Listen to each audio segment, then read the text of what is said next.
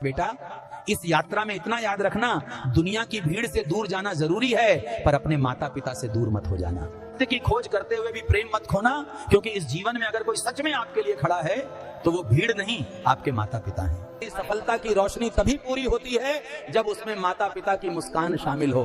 उन्हें सम्मान दो, प्यार दो, क्योंकि तुम्हारे होने में, तुम्हारी हर सांस में उनका अंश है।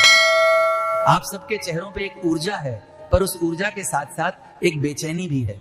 हम देख रहे हैं आप सबके भीतर एक दौड़ है, एक बेचैनी है। क्या? सफल होना है, कुछ बन जाना है। आप सब यहां हैं, पर क्या आप सच में यहां हैं, या आपका मन, आपकी चेतना भविष्य की किसी सफलता की योजना में या अतीत की किसी विफलता के विश्लेषण में उलझी है? एक बात बताओ, क्या कभी सोचा है कि जिसे तुम सफलता समझकर भाग रहे हो, वो पाने के बाद भी ये बेचैनी शांत क्यों नहीं होती? ये जो निरंतर दौड़ है, इसे आपने एम्बिशन या सफलता की प्यास का सुंदर नाम दे दिया है, पर गहराई से देखें तो ये एक भ्रम है। क्यों? क्योंकि आपने अपनी अस्मिता को, अपने होने के भाव को किसी परिणाम के साथ जोड़ दिया है। मैं सफल हूं अगर मुझे वो पद मिल जाए, मैं सुखी हूं अगर मुझे वो व्यक्ति मिल जाए।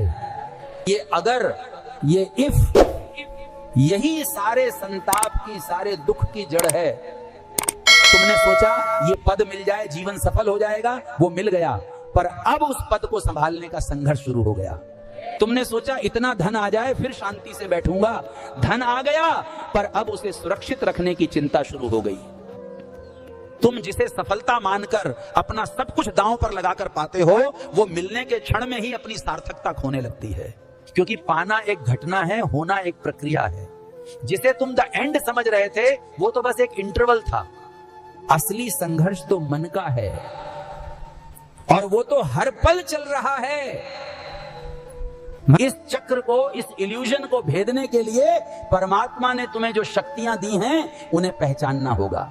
पहली शक्ति है तुम्हारी बुद्धि, तुम्हारा तर्क, तुम्हारा विश्लेषण, तुम्हारा ज्ञान। ये बहुत तीखा, बहुत जरूरी औजार है, पर ये शक्ति अकेली काम नहीं करती। बुद्धि जब अहंकार से मिलती है तो वो विनाश का कारण बनती है। ये वो प्रकाश है जो सिर्फ बाहर की ओर देखता है, अपने स्रोत को, जहां से वो प्रकाश आ रहा है उसे नहीं देख पाता। हमने बहुत बुद्धिमान लोगों को जीवन में बुरी तरह बिखरते देखा है। क्यों?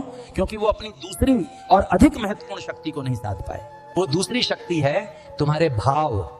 भाव यानी तुम्हारे इमोशंस, जिसे इमोशनल इंटेलिजेंस कहते हो। भावुक होना, संवेदनशील होना, ये कमजोरी नहीं है, ये तो जीवंत होने का लक्षण है। भावहीन होना जड़ता है, मृत्यु है।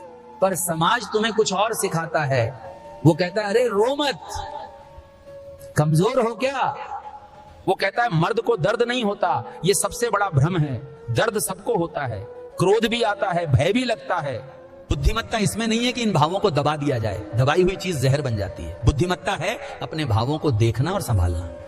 क्रोध उठा तो क्रोध में बह नहीं जाना है, रुक कर देखना है ये क्यों उठा, क्या ये जरूरी है।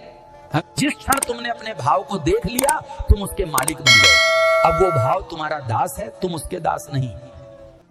जय श्री राम।